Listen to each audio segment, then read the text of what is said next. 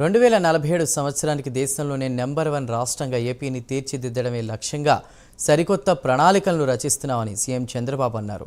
జాతీయ విద్యా దినోత్సవం సందర్భంగా విజయవాడలో నిర్వహించిన సమావేశంలో పాల్గొన్న సీఎం చంద్రబాబు విద్యా వ్యవస్థలో సమూల మార్పులు తీసుకురావాల్సిన అవసరం ఉందన్నారు.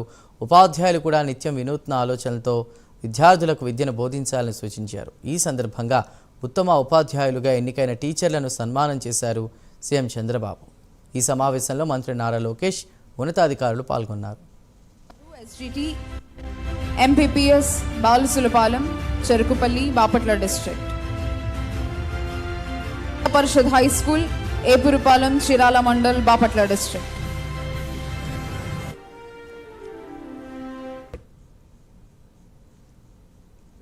ఇది ఆధారపడుతుంది. మీరు దానికి నాంది పలకాల్సిన బాధ్యత మీరు తీసుకోవాల్సిన అవసరం ఉంది. అదే మరి ప్రతి ఒక్క టీచర్ ఒక విజ్ఞాన గనిగా తయారు కావాలి. మీరు మాట్లాడే ప్రతి ఒక్క మాట, మీరు అనుసరించే ప్రతి ఒక్క విధానం పిల్లల్లో అనునిత్యం స్ఫూర్తినివ్వాలి. ఇన్నోవేషన్కు నాంది పలకాలి. నేను అందుకనే అప్పుడప్పుడు మాట్లాడుతూ ఉంటాను. ఇన్నోవేషన్స్ ఎవరైతే చేస్తారో, వినూత్నమైన ఆలోచనలు ఎవరైతే చేస్తారో వాళ్లే ముందుకు పోతారు. ఎవరైతే ఆలోచన చేయడం మానేసి రొటీన్గా ఉంటారో వాళ్ళు అక్కడే ఉంటారు, పతనావస్థకు వెళ్ళిపోతారు.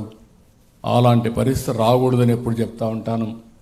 నేను కూడా ఈ టీచర్ కమ్యూనిటీకి అందరికీ తెలియజేసేది, మీరు టీచ్ చేసే విధానంలో కూడా అనునిత్యం ఆలోచిస్తే కొత్త కొత్త ఆలోచనలు వస్తాయి.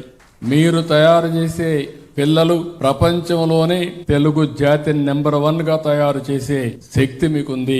అలాంటి నెంబర్ 1 జాతిగా ప్రపంచంలో ఉండాలంటే దానికి స్ఫూర్తినివ్వాల్సింది మీరేనని చెప్పి తెలియజేసుకుంటూ 2047కి ప్రపంచంలోనే నెంబర్ 1 జాతి ఏదంటే దానికి చిరునామాగా తెలుగు జాతి ఉండాలనేది నా ఆకాంక్ష.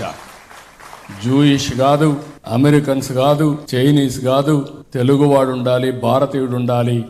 ఆ తెలుగువాడికి మీరు స్ఫూర్తినివ్వాల్సిందిగా మరొక్కసారి కోరుకుంటూ మిగిలిన మీ విషయాలని మీ మంత్రి గారు చెప్పారు.